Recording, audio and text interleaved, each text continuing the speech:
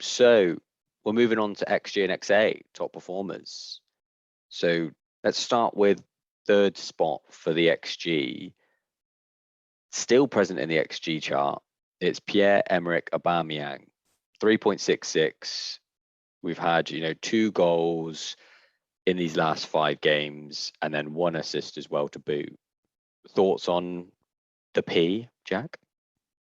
Yeah, thoughts on the P. I'm not a big fan of the P. I'm not eating my greens really anymore. He's not the horror show he was last season, but he's nowhere near back to his best, where he was one of the best players in the game, wasn't he, the season before? Arsenal got a lesson by Liverpool. I thought they got a real hard look. You're not this level yet, anywhere near the level of Liverpool, where it was embarrassing, really, for them to.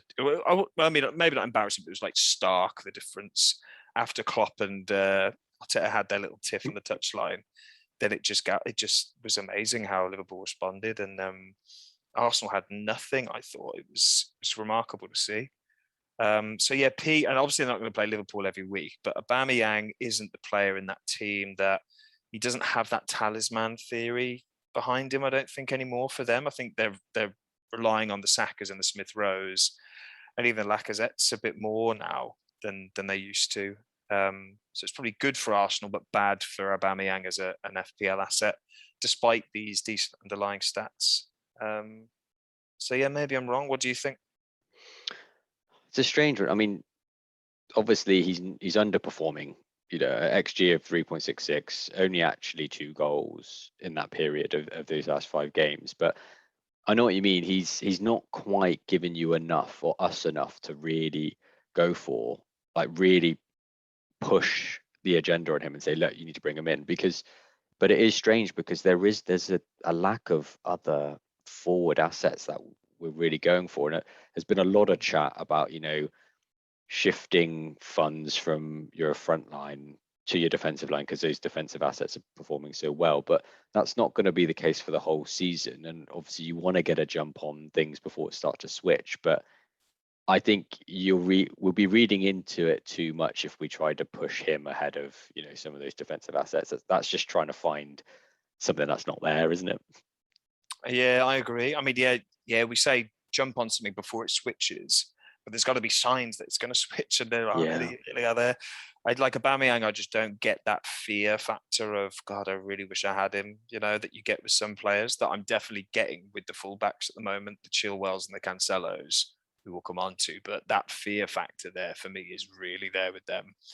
And it's not to do with their ownership even. It's just to do with, God, why don't I have this guy on my team? It doesn't make sense. And I'm not getting that with Aubameyang now.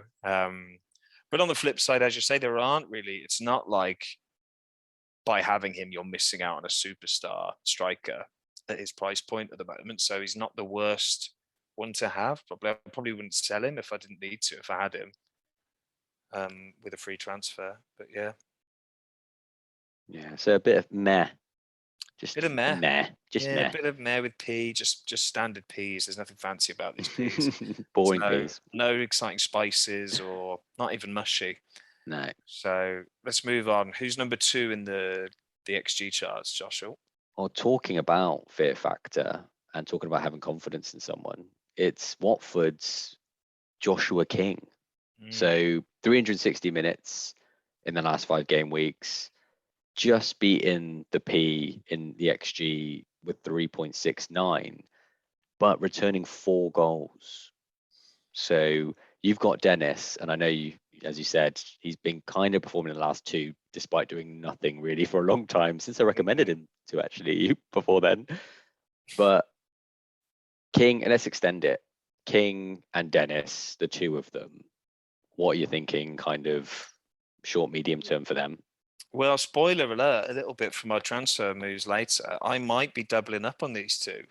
Ooh. I know, pretty wild, but I'm relying on you to talk me out of that, because it does seem insane.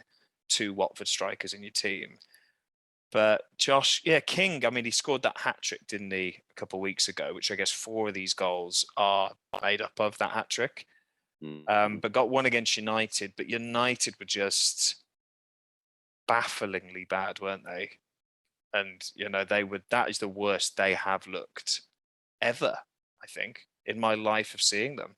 Like worse than under Moyes, Van Gaal, Mourinho, previous Ole disasters. Like that was maybe the worst Man United performance I've ever seen, certainly from a defensive standpoint. So yeah, I mean, it sounds mad to say, but he's not going to play United every week. So should we get him in? I don't know.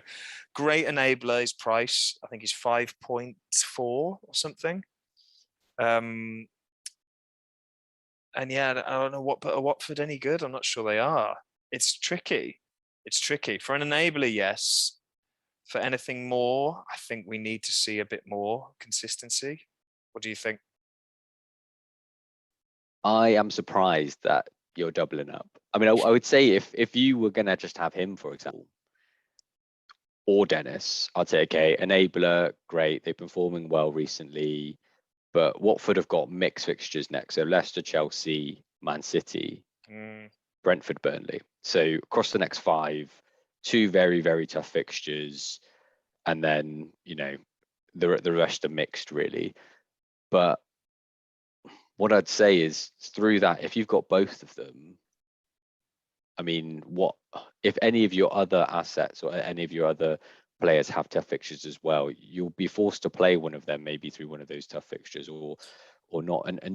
And then the other question is, if you move to having both of them in the team, getting off of them at their price point is going to be very tough.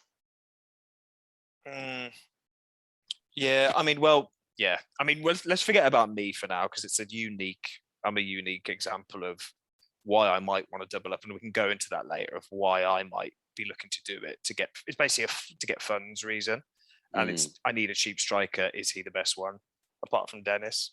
So we can go into that a bit later, I think. But yeah, as an asset in himself, I think you're right. It's not. United were a freak occurrence. They were that bad, and they got. Who did he score the hat trick against? They beat someone like 5-3, didn't they? It's like a wild game. Who was that against? Do you remember that? It was a crazy back and forth game, but it was someone that's not too bad, I thought. But anyway, I just think Watford. There's a lot of problems still with that Watford team, so I think wait and see with them if you can. But if you do need that enabler, as we'll discuss later, I think he's a great option. Yeah, that was against Everton, the hat trick. Oh yeah. Yeah, of course, because he was there, wasn't he? He got the revenge hat trick because they never played him. Yeah. So yeah, I think good enabler, especially as there's an absence of other strikers. Agree with you on that, and we'll let everyone else make their own decision on him past that. Yeah, agree. Yeah, make your own decision, people. Don't listen to us. Come on, guys. Don't be sheep. Come on. Sheeple. Who is number one, Josh? Who's number one in the XG chart? It's a shocker, this one. It is still Mohamed Salah. So over the last 5 game weeks, 4.08 XG, 5 goals, continues to perform. And then we're looking also not just the goals, but 4 assists as well. So, I mean, do we continue to speak about him? I think he's put his case forward for the Puema captain again this week. Just continues. Just keep going. Yeah, just keep captaining him. Keep rolling with it.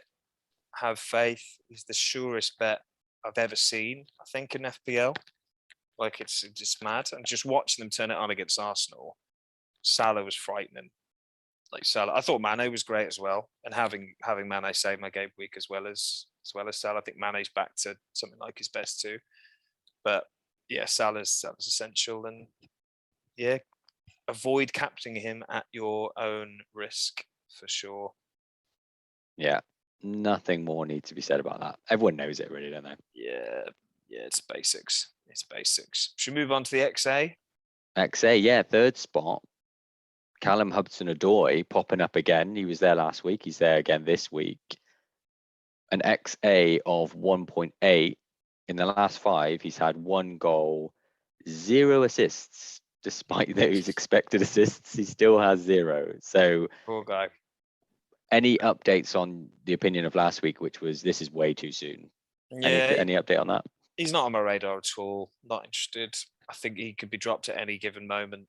Chelsea, especially with the European games and the Christmas fixtures. I think he's not worth the risk getting in your team, frankly. Yeah, opinion's not changed on him. Really good player, I think, but FPL, that Chelsea team is very risky getting any kind of attacking asset there. Yeah, not a lot else to say. What do you think? Completely agree. I mean, he's not been exactly an outstanding performer, like setting himself as undroppable to Tuchel, for example. So, you know, he will be rotated at some point when he's going to lose minutes. And in fact, you know, he has in those last 5 game weeks, he's played less minutes than the other 2 people in the XA chart. So that kind of proves the theory, and I'm sure it will be proved further in the next few game weeks as well. Yeah, no doubt. Avoid for now. Yeah. But perfect segue, talking about the other 2, to the second spot, Jack. Who's in number 2? Another unfamiliar face. Second spot. Yeah, it's another avoid. Mo Salah. Don't get him. Don't avoid buying him because you should already have him. So you can't buy him. Let's move on. We've talked about Salah. Let's move on to number 1. Number 1, it's his Liverpool teammate, Trent Alexander-Arnold. 2.8 XA, sorry. That's almost 1.0 more. It's actually 0.9 more than Salah, which is huge. 1 goal, 4 assists in the last 5. I mean, he's right up there with the Cancelos and, you know, the Chilwells and all of the people that are creating from the back line. And I would say that maybe he's the one that you have most confidence in to continue performing across the whole season as well, out of those. Yeah, I mean, he's got the track record, like you say, hasn't he? He's got the track record of seasons gone by where he's been essential. He's back to that level now. Liverpool as a whole are back to that level now. And we'll talk later about the fullbacks and the premium defenders, but I think he's he's top of the pile. If you don't have him and you're looking to bulk up your defense, he's the one to get if you don't have him. He's just brilliant, isn't he? Lethal Assist crosser. king.